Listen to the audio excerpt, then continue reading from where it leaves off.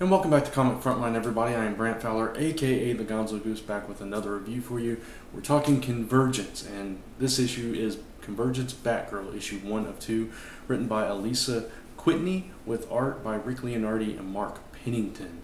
And this issue features Stephanie Brown, kind of redonning the mantle of Batgirl, along with Cassandra Cain as Black Bat and Tim Drake as Red Robin. And basically, they're in a version of Gotham, obviously, and it's been a year under the dome. Just like all the Convergence stories, the year is ending and the dome is lifting, and we find out that all these all these cities are going to have to battle each other. And Stephanie Brown apparently has been called to be the hero for their town. Not Batman, not Nightwing, not Red Robin, not Black Bat, not anybody else. Stephanie Brown, the one with the least experience, has been called to be a champion for the city of Gotham. And she's not handling this very well. She doesn't understand why she was picked. She hasn't been Batgirl for an entire year. The whole time they've been under the dome, she just gave it up and, just went on her way. So it turns out who she's facing is Catman. But Catman didn't come alone, and I'm not going to spoil that. Some other things happened towards the end. Definitely don't want to spoil it. I want you guys to read it for yourselves. The three of them, Tim Drake, Red Robin, and Black Bat, were not supposed to come with her, but they kind of got swept off. And they started the story in the present, and then they went back to the beginning of this whole altercation when she was chosen and all that, and kind of led back up to the present. So they kind of backtracked a little bit. This story was decent. It wasn't as good as I was hoping. I'm a big fan of the Stephanie Brown Batgirl. I love the series written by Brian Q. Miller in the Pre-New 52. I was a big fan of that run, so I was kind of hoping and expecting that level of story here.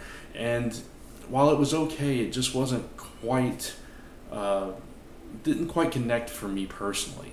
I didn't feel that Stephanie was totally in character. There were elements of her that seemed more in character with who she is, but there were times it just felt totally different. It felt like this writer hadn't quite gotten her voice right yet, and maybe by the second issue she has. Maybe once I read it all together, she'll have grasped all that is Stephanie Brown. I don't know. Usually a writer, it takes them a while to get a voice of a character down that they're unfamiliar with, or they're new to writing.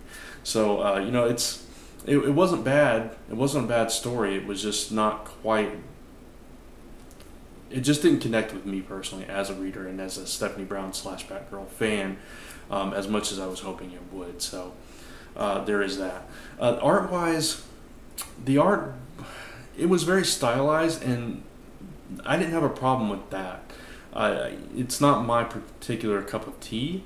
And obviously the basics are down. The guy's got all the basics down, except for some of the necks looked a little bit stretched. But my problem with it was there was inconsistency throughout, and you have two artists on the book, and I don't know if they were doing it with, like, somebody's doing layouts and somebody's doing finishes, or if they were splitting up the art chores, half the book this and half the book that, or a few pages here and there. I don't know, but they didn't quite ape each other's style, if that was the case. Whatever the reason may be, the art wasn't consistent throughout, and I think that was a problem that kind of took me out a little bit of the story. And then there was this weird thing with Red Robin, which it was probably a story point because Stephanie realized it too, that he was acting kind of goofy and all this stuff. But it was an okay story. So far I've only read 2 of the Convergence titles, and this was the lesser of the 2, unfortunately.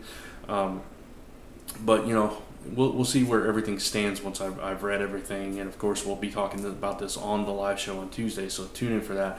But for Convergence Batgirl, issue 1 for me personally, it's a 3 out of 5.